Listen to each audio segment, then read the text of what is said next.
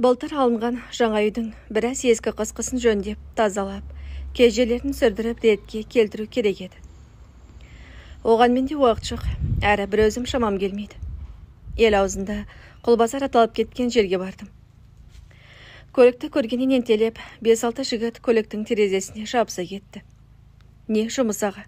Не істеу керек? Қандай жұмыс? Әй, жігіттер, тоқтаңдар, өзім таңдап аламын. Жұмыс бір аптаға жетерлік. Жігіттер шуласып кетті. Біз барайық. 3 жігітпіз, таза істейміз. Жоқ, біз бірінші келдік, біз барамыз. Сонадайда сырттай бақылап темекісін тартып тұрған жігітке көзім түсті.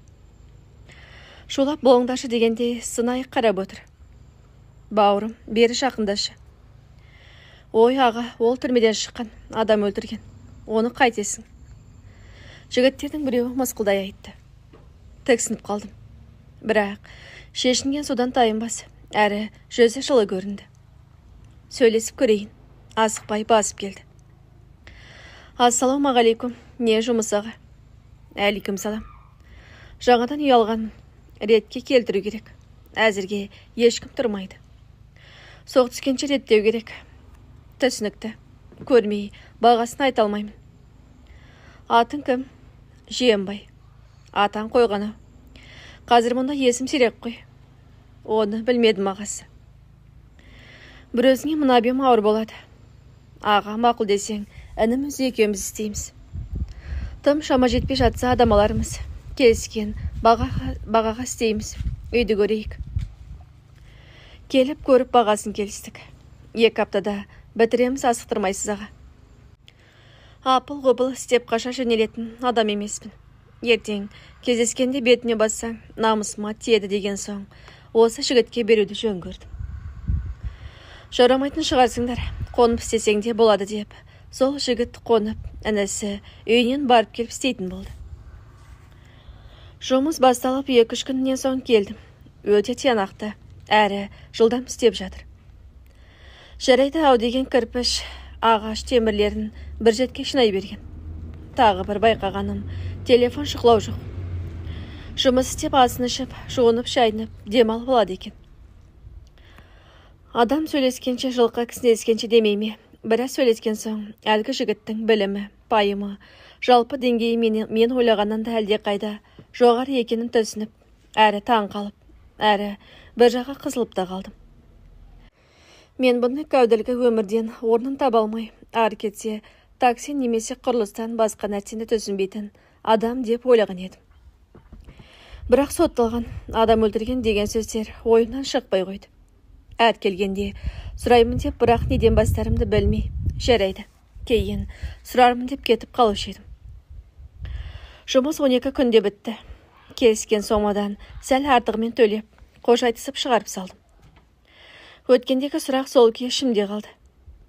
Арада 2 аптадай өткенде Жиенбай қоңырау шалды. Аға, қалайсыз? Жиенбай, қалайсың? Кел, өзің қалайсың? Шүкіршілік аға. Аға, жатқан тұрған жұмыс жоқ беді. Біраз қаражат керек болып тұр. Жұмыс әзірге жоқ, қаражат дейсің бе? Қанша теңге керек еді? Аға, қарыз керек емес. Жұмыс болса істеп ақысын берсең болды. Жұмыс енді білмедім. Ана өткендегі үйді өзің тағы бір қарап, жөнделетін жерін жөндеймін демесең, басқа жұмыс жоқ енді. Онда аға кешке сол жақта кездесек, қолыңыз бос беді. Жарайды, келістік. Жұмыстан шығып жаңа үйге барсам, Жиенбай келіп күтіп отыр екен. Аман саулық сұрасып, ішке кірдік. Аға, 40 мыңдай ақша керек, бірақ бүгін ертең керек. Жұмысыңды тиянақты адалмен істеп беремін. Жарайды, ақшаңды берейін. Мұнда енді өзің қарап, ертең айтарсың, не істеп не қоятын. Осылайша Жиенбай сол үйде қалды, мен қайтып кеттім. Ертесіне барсам, қағазға жазып, не істейтін жұмыстарын тізіп қойыпты. Бұны да асықпай екеуі істейтін болып келістік. 2 күннен соң барсам, бүкіл бөлмелерді ескі бойын тазалап, қырнап, әктеуге дайындап қойыпты. Оны бұны азық-түлік апарып бердім. Қайбір жетіскенен жүрдейсің. Мынау азық-түлік менен сендерге ақшасын қайтарамын деп бас қатырма. Жұмыс істеген адам дұрыс тамақтанып жүрмесе болмайды ғой. Болды, рахмет ағасы. Кел, отырып, шай ішіңіз. Бізді енді бітіріп, аяқ созғанымыз осы. Үйде тіреліп тұрған тірлік жоқ, отырып, біраз әңгіме айтуды реті келіп тұр. Жиенбай оқу бітіргенсің бе? Яға, 2 жоғары білімім бар. Қызық екен. Онда неге дұрыс жұмысқа тұрмайсың? Оның әңгімесі көп аға. Айтпақшы өткенде бір жігіт бір нәрсе айтып қалған еді. Сотталып келген деген бе? Иә, ондай адамға ұқсамайсың ғой. Бұл бір ұзақ әңгіме ғой аға. Тыңдаймын десең айтайын. Тыңдайын. Біз де жас болдық, студент болдық кезінде аға. 4-ші курста жүргенде бір қызбен таныстым. Кәдімгі ауылдың қарапайым қызы. Аты Наркенже еді. Медицинада оқитын. Әкесі зауытта істеген, одан соң жанармай бекетінде істеген. Анасы ауруханада медбике болған. Құлай сүйдім. Несі бар екенін білмеймін, күлімде қараса, жанымды қоярға жер таппайтынмын. Ұнағым келеді. Қыдыртқым келеді. Сабаққа мықтымын, бірақ қаражат жағы қиындау еді. Біздің топта байдың есалаң ұлдар оқиды. Сабақты қақпайды, бірақ ақшасы көп. Солардың сабағына көмектесіп, ақша істеймін. Оларға 10 мың, 20 мың деген сөз емес. Маған қомақты қаражат, бір аптада 30 мыңдай жинап қоям. Салы бұрып Наркенжеге барам. Киноға барамыз. Гүл апарам. Күндерде бір күні Наркенже маған тікесінен сұрақ қойды. Жәке, мен туралы ойың қандай? Сен мен мәңгі бірге болғым келеді. Мәңгі деген ұзақ қой, бір адамның ғұмыры жетпей ме? Жетпейді. Ал мен көнбесемше. Шошып кеттім. Түрім бұзылып кетсе керек. Наркенже маған қарап, сықылықтай күлді. Қорқып кеттің ғой.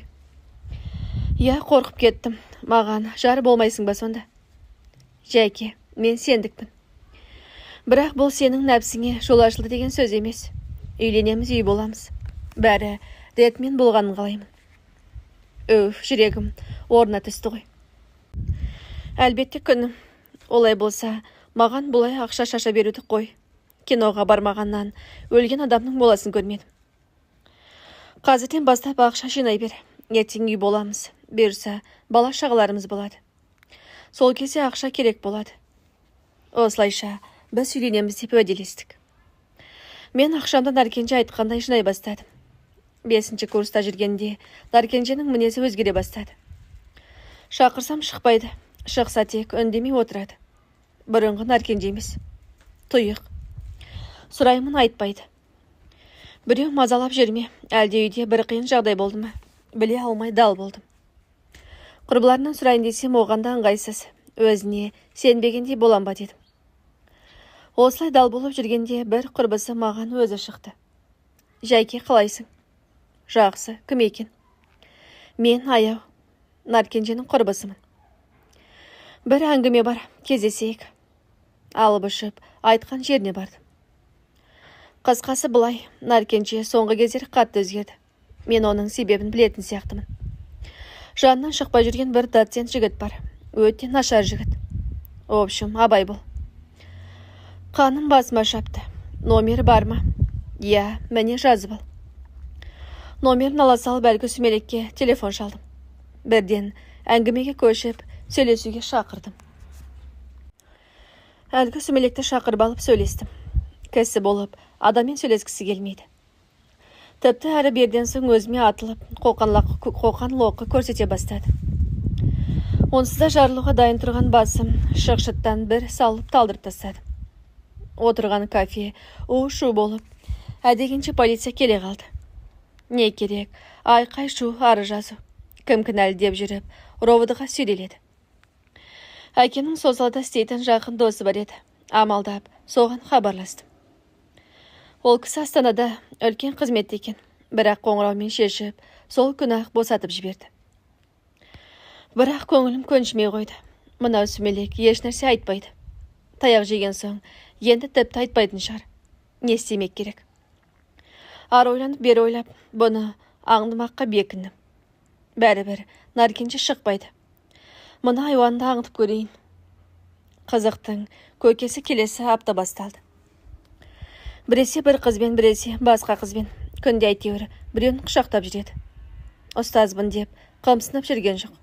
Емін еркін. Бір көлік келіп алып кетеді, алып келеді. Өткендегі аяуды тауып алып сөйлестім. Мынау кім өзі, неге бұлай талтаңдап жүр? Қысқасы, бұл ректордың адамы. Жоғарда бір таныстары бар дейді. Әр қыздың соңында сүмектеп жүреді. Наркенжіге не деп жүренді бұл?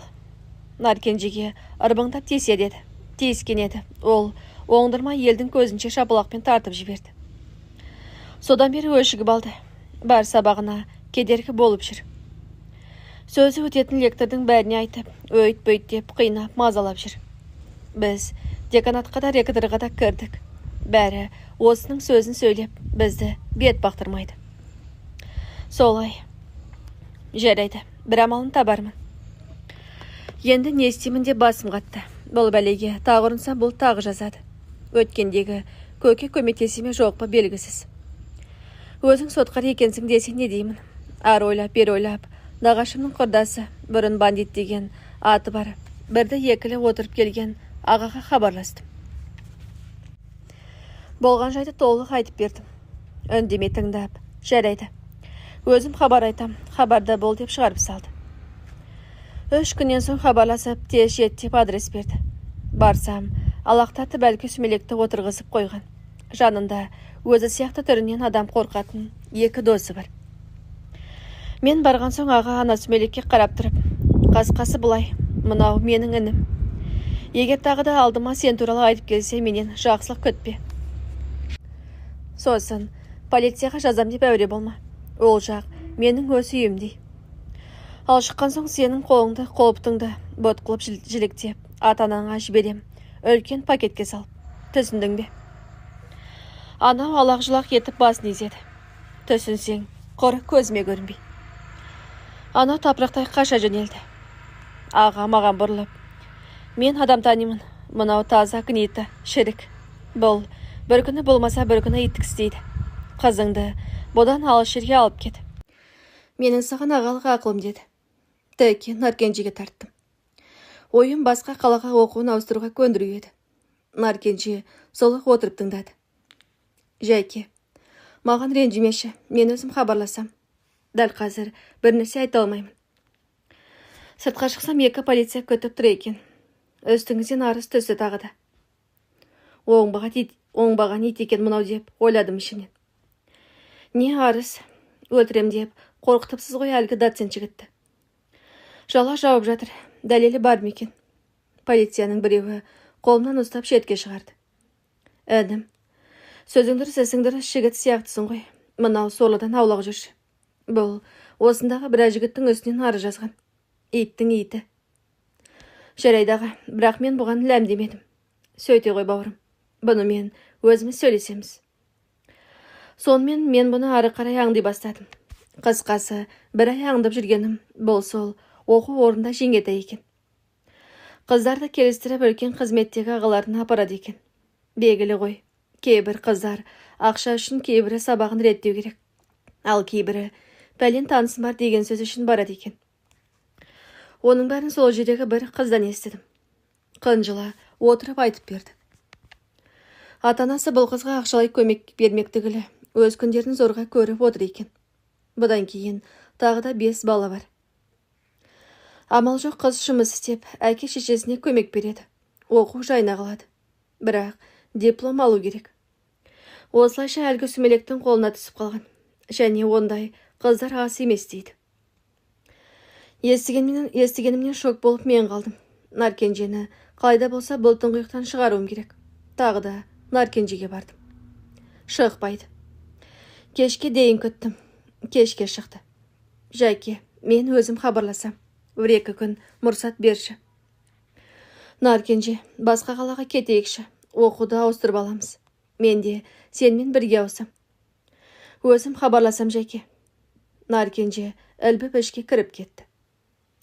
Ішімде бір жаман ой сумаң етті. Қой, олай болуы мүмкін емес. Олай емесе бәлгі ойды басынан қуып әлекпін. 3 күннен соң Наркенже өзі іздеп келді. Жәке, баяғы сөздің бәрін ұмыт, біз бірге бола алмаймыз. Жаным шығып кете жаздады. Неге олай дейсің? Солай болып тұр. Тыңдашы Нәркенже. Мен үшін сен қандай болсаң да баяғы күнімсің. Не болса да мен сенің жаныңдамын. Қандай қиындық болса да бірге көтереміз. Келісіп едік қой. Жәйке, бұл басқа. Қандай болса да ұмыт мені. 2 күн меңзің болып жынды адамдай жүрдім. 3-ші күні телефоным тынымсыз шырылдап қоймады. Аяу екен. Қайда жүрсің? Не болды? Тез жет. Наркенже көп мөлшерде дәрі ішіп реанимацияға түскен. Қыстай ұшып ауруханаға келдім. Дәрігер ішке кіргізбеді. Кешке дейін мен бар, 2-3 құрбысы бар көттік. Түні дәрігер шықты. Сіз кім боласыз? Жігітімін. Қызыңызды құтқарып қала алмадық. Бекем болыңыз. Ата-анасына хабар беру керек. Номерлері бар ма? Жоқ. Дүние төңкеріліп кеткендей. Қайда жүрмін, не істеп жүрмін белгісіз. Осылайша 4-5 күн өтті. Бір кезде сақ етіп есіме маған бәрін айтқан қыз есіме түсті. Іздеп жүріп тауып алдым. Ол сүмелек доцент группадалардың арасына Наркенжемен жаттым. Өйттім деген өсек таратыпты. Содан бастап кім көрінген Наркенжеге асыла кетуге дайын тұратын болды. Тіпті бір екеуі несінен пәлсінесің, көрген құқайын ғой дегендей ауыр сөздер айтқан. Қаным басыма шапты тағы да. Аңдып жүріп ұстап алдым. Бір қолым қалтамда тапанша бар. Қимылдасаң атамын. Бұтына тышып қоя жаздады. Қаланың сыртына алып шықтым. Сенмен сөйлесіп, уақыт жұмсамаймын. Наркенженің өліміне сен кінәлісің. Дәл қазір бүкіл шындықты айтсаң жіберем. Болмаса, тура осы жерде бауыздаймын. Қалтамнан пышақ шығарып аяғынан осып жібердім. Сүмелек, жаны тәтті екен сайрады ғой. Наркенжеге соңынан байқатпай бір дәрі қосып зорлаған. Оны видеоға түсірген. Сосын Наркенже өзіне келіп есін жиған соң видеоны көрсеткен. Наркенже бұл масқараны көтере алмай өлімге бас тіккен. Көзіме қан толып қанша адамға қыз апардым. Аттарын түгел жазып бер деп тағы бір осып жібердім пышақпен. Бас аяғы 9 адамның атын жазды. Ал енді иманыңды үйре бер. Сен жіберем деп едің ғой. Айнып қалдым. Осы жерде бауыздап өлтірем. Ойбайлап жалынғанына қарамай сол жерде жанын жаһаннамға жібердім. Алдын ала дайындап қойған күректі алып, кісі бойы қазып, әлгі өлексені көміп, ит боп шаршап, үйге қайттым. Үйге келіп, жуынып, шайынып, ұйықтап қалдым. Ертесіне универге барып, еш нәрсе болмағандай жүрдім. Күттім. 2 күннен соң өсек өте қалды. Пәленші жоғалып кетіпті. Қырғын ақша ұрлап қашып кетіпті. Жоқ, біреулер қамап ұстап отыр екен. Полиция іздеп жатыр екен. Жоқ, шетелге қашып кеткен екен. Тағы 1-2 күннен соң мені полиция іздеп келді. Көрмедім, білмедім деп бет бақтырмадым. Соңғы рет сол кафеде ұрдым, одан соң көрмедім деп жалтардым. Арада 1 аптадай уақыт өтті. Қолымда әлгі сүмелектің берген тізімі бар. Бұлардың бәрін шетінен құру керек деген ойға бекініп алғанмын. Қалай істеймін, неден бастаймын? Тағы да бандит нағашыма бардым. Болған жайды толық айтып бердім. Үнсіз тыңдап шықты. Сен сол сүмелекті алып кеткен кезде үстіңде қандай киім бар еді? Бас киім кидің ба? Үстіме қара күртеше, қара шалбар, басыма басып кепка кидім. Ол киімнің бәрін өртеп жібердім. Дұрыс екен. Енді не істемек ойың бар? Мына тізімдегілерді шетінен пытырлатамын. Бұлардың бәрі бір емес, екі емес, біраз қыздың көз жасына қалғанын білем. Бала, бұл жол артқа шегіне алмайтын жол. Ойлан, өмірің мүлде 180 градус өзгереді. Ұсталсаң кеттің 15-20 жылға. Мейлі, тәуекел. Кетсем кетермін. Ол жақта да өмір бар шығар. Әгер әке ұсталып, сотталып жатсаң, ол жақта саған дұрыс адам деп қарайды. Сен төспе жатып немен не үшін түскеніңді біліп отырады. Ол жақтың өз заңы бар, бірақ 9 адам 9 тағдыр. 9 үйдің отағасы. Бөйтіп отаға болмай-ақ қойсын. Тіктім осы жолғы басымды. Наркенжені зорлаған осылардың біреу екенін сезем. Мен айтарымды айттым. Ары қарай өзің шешесің енді. Осымен әңгіме бітті. Кәнігі қылмыскерде таңшыдай болып, әрқайсы туралы ақпарат жинай бастадым. Қанша бала-шағасы бар, қатыны қайда істейді, қанша бауыры бар, немен күн көреді, кіммен араласады. Бірінші болып әкімшілік жағында істейтін бір дөкей түсті қолыма. Жұмысына жеке көлігімен барады, келеді. Ақшасы көп. Жұма күні міндетті түрде тойлатып сілейіп ішеді. Кейде таксимен, кейде өзі рөлде қайтады. Мас болса да айтап кете береді. Сондай бір күні қаладан шеттеу бір мейрамханаға барып тойлатты.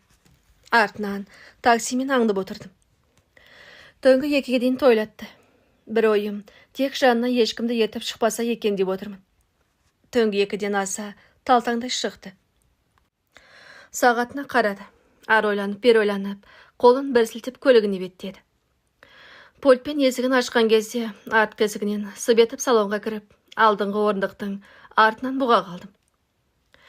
Мына есек көлігін қыздырғанда жоқ, от алдырып баса жөнелді. Біраз ұзаған соң, сайтандай артынан атып шықтым. Қорққаннан көлікті аударып ала жаздады. Тоқтап маған бақырайып қарап отыр. Бірден телефонын тартып алдым да өзін аяқ қолын байлап багажникке тықтым. Қаладан шеткері алып шығып, көлікті тоқтатып, сыртқа шығарып алдым. Алдымен әлгі доцент Сүмелектің фотосын, сосын Наркенженің фотосын көрсеттім. Түрі ағып кетті. Демек бәрін біледі. Сөйле, не айтам? Таныдың ғой? Иә, танимын. Қызды қайдан танисың? Оны бір рет доценті келген. Ұйықтап жатыр екен. Машинадан түсіріп менің көлігіме салдық. Сосын бір үйге апарып. Сосын енді еркексің ғой, түсінесің ғой. Еркектен садаға кет айуан, неме.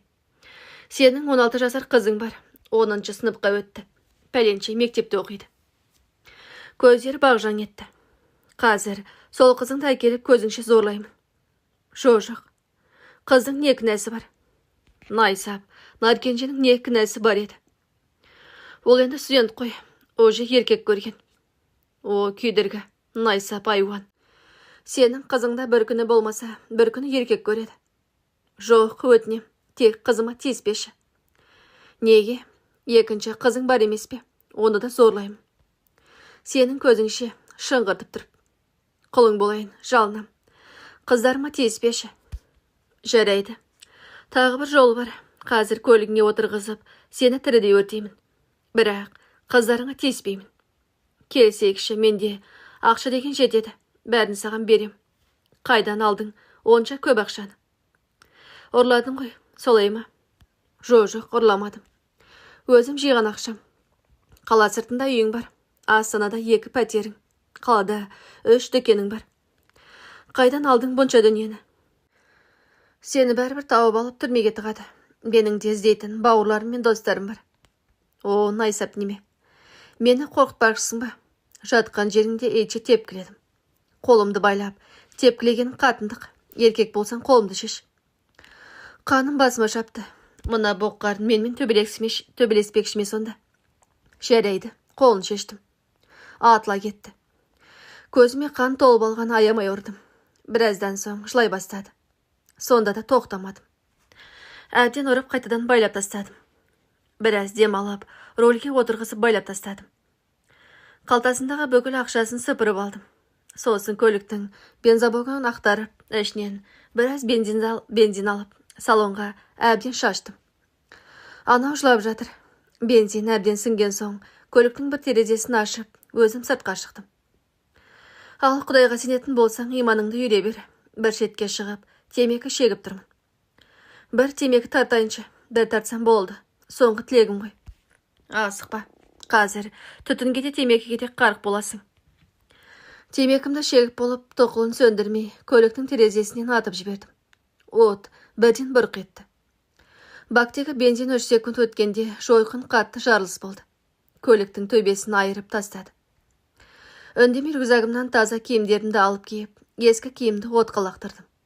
Аяңдай басып, жарты сағатта трассаға жеттім. Біраз жүрген соң арт жақтан жарық көрінді.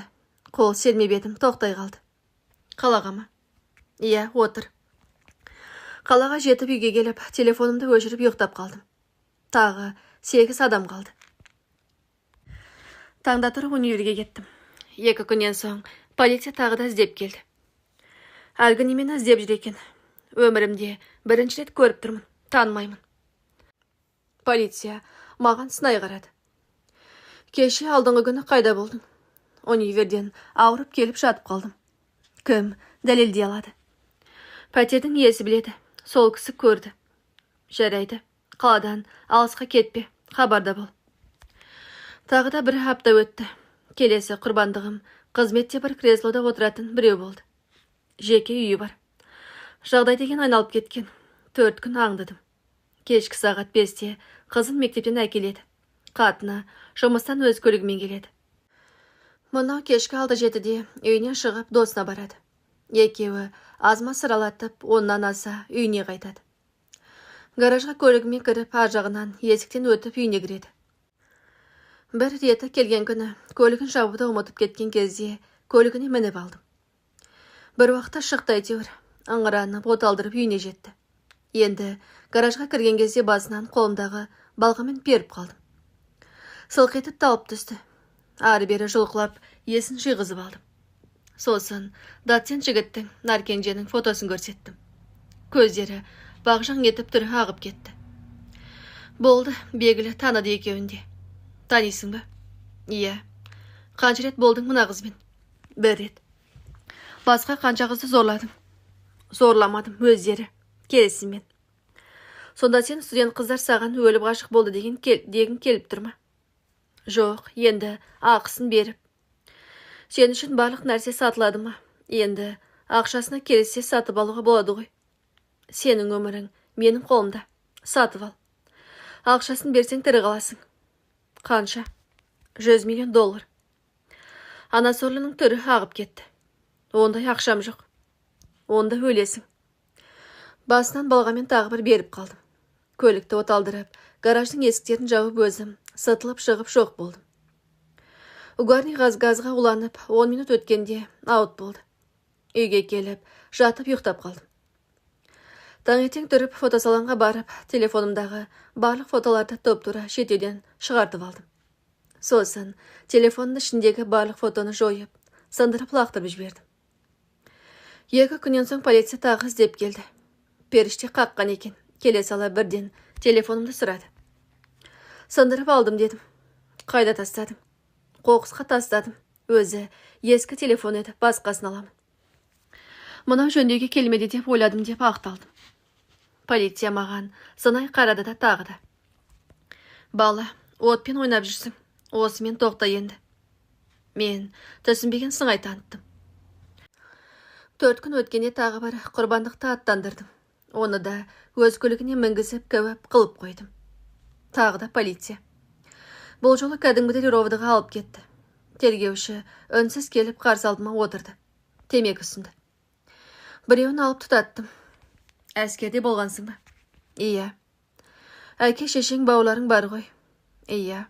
Наркенжені қашаннан бері танитын едің? 2 жылдай. Сөз байласқан едіңдер ме? Иә. Оқу бітсе, үйленеміз деген жоспар бар еді. Сосын ол менен алыстап кетті. Барсам шықпайды, жөнді жауап бермейді. Мінезі өзгерді. Басқа жігіт тапқан шығар деп ойладым. Қызғандың. Иә. Кім екенін іздемедің бе?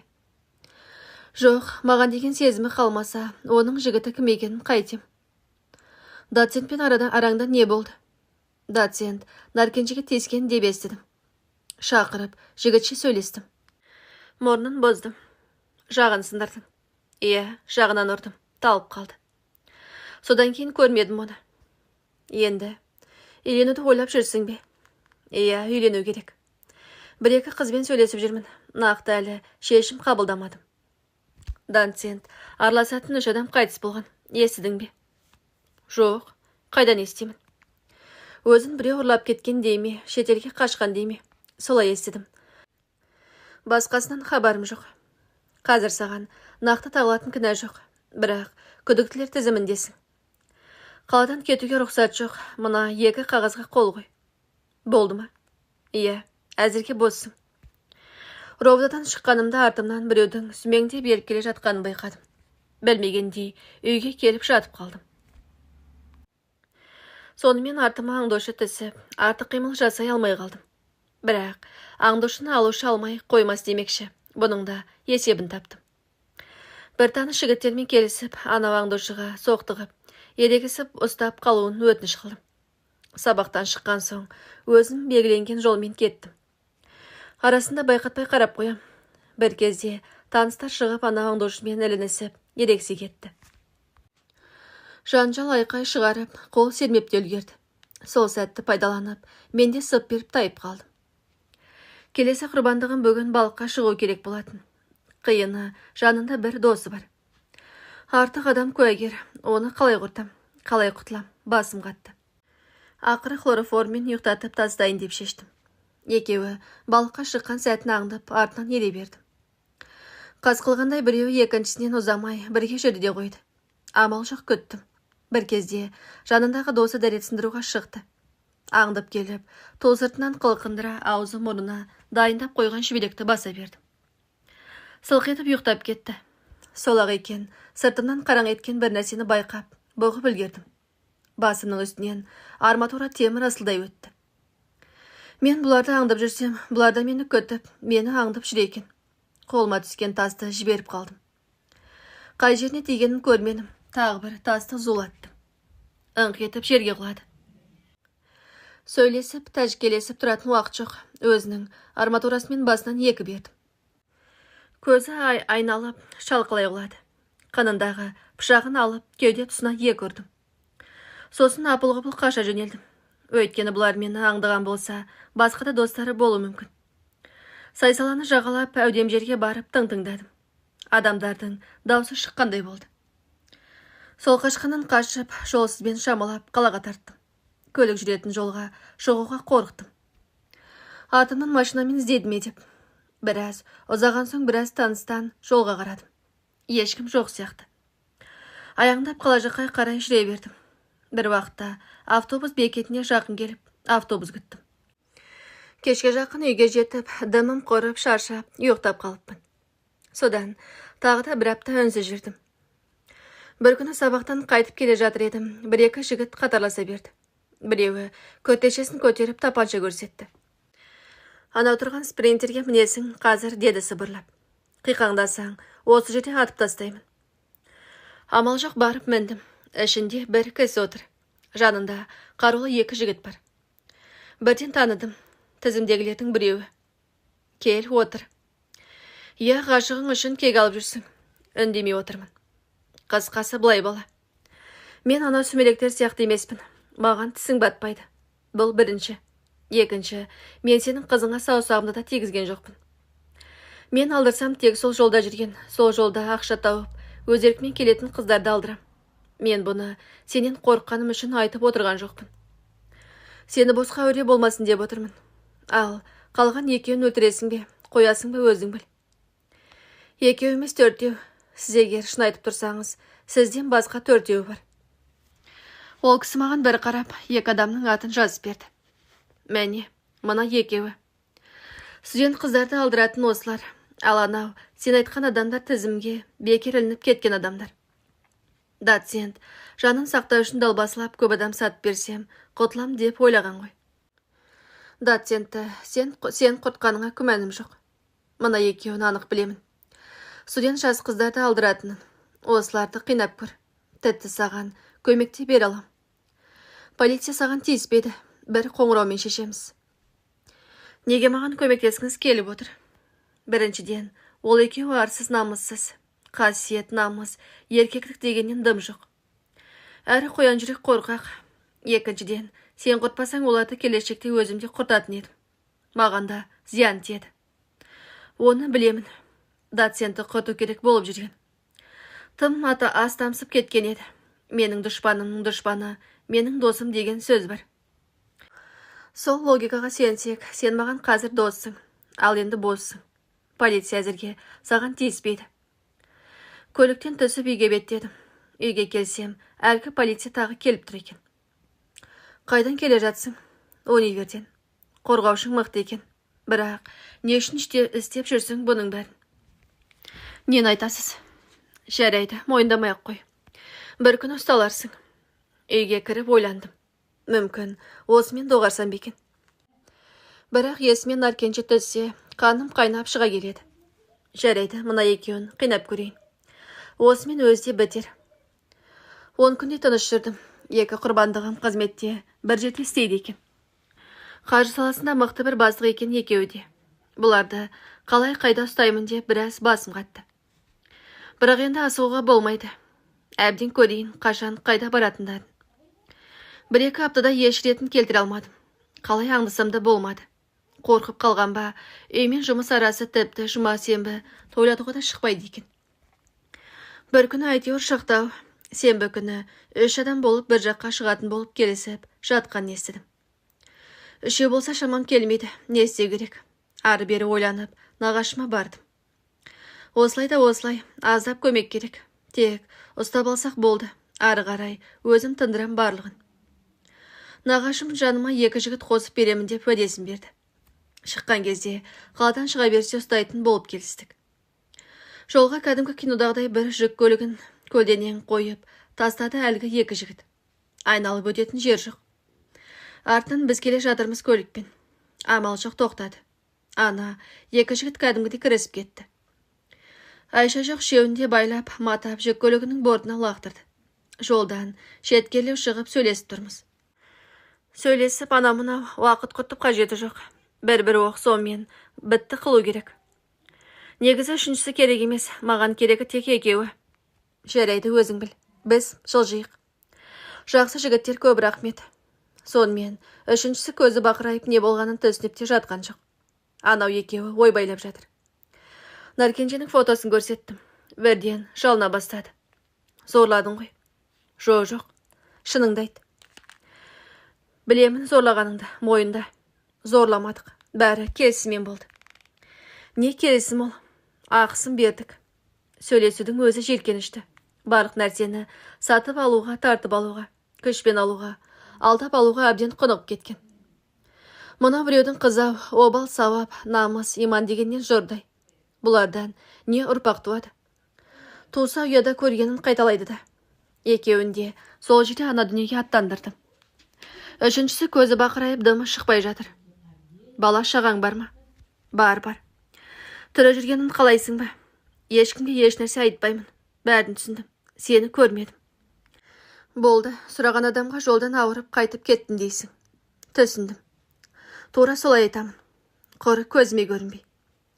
Көзіме қан толып жылағым келіп үйге қайттым. 6 адамның қанын жүктедім. Қаншер болдым. Бірақ мені осыған өздері итермеледі. Барым мен жоғым, көзімнің нұры Наркенжемді зорлап, бір-біріне сатып, айуандық жасады. Жылап жатып, ұйықтап кетіппін. Сонымен таңда тұрсам, басым дің-дің, еңсемді көтере алмаймын. Сол жатқаннан 2 күн ыстығым көтеріліп ауырдым. Болмай кеткен соң жедел жәрдем шақырдым. Жедел жәрдем келіп, енесін салып 1-2 дәрі жазып берді. Сол 2-3 күнде отырып тағы да ойландым. Істеп жүрген тірлігім дұрыс па, бұрыс па. Ақылға саралап көріп, өз ісімнің қате емес екенін түсіндім. Мынау, соқыр сатқын жүйеде бұл сияқты айуандар шалқып өмір сүріп, білгенін істеп, әлсізді қорлап, әлімжеттік жасай беретін белгілі ғой. Көп асқанға бір тосқан. Сол қыздардың көз жасы үшін түрмеге отыру керек болса, отыруға дайынмын деп ойладым. Енді біреу сатып қоймаса, құтылып кетуім де мүмкін. Бірақ мен ойлағандай болмай шықты. 1 аптадан кейін полиция келіп, ровдыға алып кетті. Нақты дәлелі жоқ, бірақ әурелей берді. Шақырады, жібереді. Қайта шақырады, қайта жібереді. Осылай жүргенде бір күні көшеде 1-2 жігіт ерексе кетті. Жағамнан жармасы 1-2 жұдырық сілтеп үлгерді. Әдейі істеліп жатқан қастандық екенін түсініп, қаша жөнелдім. Солақ екен артымнан ойбайлаған дауыс шықты. Ойбай өлтірді, қашты, ұстаңдар деген айқай шығып жатты. Сол қашқаннан қашып бір жерге барып тығылдым. Біраз отырып ойланып, енді бұлар неде болса мені тығырыққа тіреп, қолға түсіруге мықтап бекінгенін түсіндім. Асықпай үйге келсем 2 полиция күтіп отыр екен. Айшайға қарамай ровдыға алып кетті. Тағып отырған айыбы көшеде төбелес шығарып, 2 адамға пышақ жұмсадың дейді. Еш нәрсені мойындамадым. Маған адвокат керек деп отырып алдым. Өкімет берген адвокат мойындай сал, өзім шығарып аламын. Бәрібір дәлелдейді деп солардың сөзін сөйлеп кетті. Одан бас тарттым. 4-5 күн өткенде әкеме хабар жетіп, ол да жетті алқынып. Баяғы досына хабарласқан екен. Көреміз, хабарын айтам деп, 2-3 жауап беріпті. Нағашым келіп, еш уайымдама, мында сәл қинауы мүмкін. Бастысы еш нәрсе мойындама, еш құжатқа қол қойма деп кетті. 3-ші күні СИЗОға барып жатты. СИЗОға кіргеннен үлкенде бір кісі бір қарап, пәленшенің жиенісің бе? Кел, батыр, отыр деп, жанынан орын берді. Сол жердің авторитет екен. Бірді екілі қоқандағандар болып еді. Сол жерде боқтап, аямай тепкілеп тастады оларды. Сендер сүмелектер, бұның тырнағына да татмайсыңдар. Сендер сияқты сорлы терпила емес. Нағыз мужик бол. Арттарыңды қызып жүріңдер соқтықпай деп, орындарына қойып тастады. 10 күндей өткенде камераға төксиген біреу келді. Естуімше, бұл да бір крутой екен сол зонада.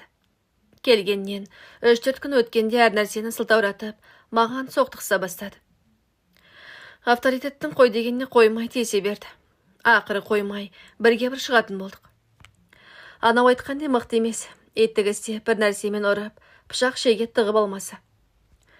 Ойлағанымдай ақ қалтасынан бәкісін жарқ еткізді. Жанымда тұрған табуреткамен айналдырып салдым. Тәлтіректеп миы ашып қалды. Бәкісі ұшып кетті. Бәрі үндемей қарап отыр. Шалыспасатын жерін аңдып, айнала арбасып жүрміз. Бір кезде атылып келіп жұтқыншағыма жапса кетті. Бүйірден ыңқылдатып соққылап жатырмын. Өзіне шылқ етарда, сенің қаншығыңды шыңғыртып тұрып зорладың деді ентіге. Көзіме қан толып, енегінен аямай, тіземен пердім. Қолы босап, көзі алайып, бұтын ұстап, шалқылай бергенде, аямай бар күшімен қара құстан қойып жібердім. Шалып етті. Үстіне жайдақ мініп алғам, қылқындырып, тыпыр еткізбей ұстап отырмын. Сен қыз зорлаған айуансың, мойында. Үн-түнсіз тымырсып жатыр. Қылқындыра түстім. Жаны ұшыра. Иә, мен зорладым қыздарды деп бақырды. Қазір дамбалыңды шешіп, мына жұрттың көзінше сені қатын қылып, абыройыңды айрандай төгем, оңбаған айуан дедім. Бір қолмен шалбарын жұлқи сыпырып алдым. Сол кезде авторитет келігіп, болды. Енді мұны көгілдір деп жаямыз осындағы жамағатқа деді. Камера іші ушу болып кетті. Бұл пәленші камераның смотрящие, ол заңға қайшы, анамын деп шулай бастады. Бұған ешкім төбелес демеді, өзі тіленіп алды. Дамбалына ие бола алмады. Енді бұның деңгейі унитаз деп авторитет ананы бір депті. Қора унитазды тазала, сол жерде өмірің өтсін деді. Осылайша біраз уақыт СИЗОда жаттым. Бір айдан асқанда сот болды. Сотта сөзімді сөйлеген, мені тыңдаған адам баласы болмады. Ешқандай дәлел болмаса да 2 адамды пышақтады деп 5 жыл жаза кесті. Етаппен зонаға кеттім. Ол жақтың өз заңы, өз түсінігі, өз өмірі бар. Ешкімнің басына бермесін. 1,5 жыл жаттым. Бірақ авторитеттердің жанында болдым. Талай тағдырды, талай әділетсіздікті, талай сұмдықты көрдік. Күндерде бір күні жұрт абыр-сабыр.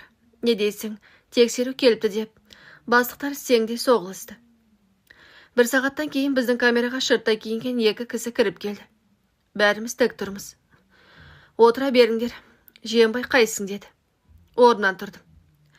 Бастықтар зыр жүгіріп, қашан қалай қайдан түскенін тәптіштеп жатыр. Қалайсың, батыр? Шүкір, жаман емес. Қайтуғансың? 4 ұл. Пәлі нағашыларың, адай. Бір емес, 2 батырдың қаны қойсын ба? Жалаң төс батырдай, борқанып келсең кел деп тұр ғой.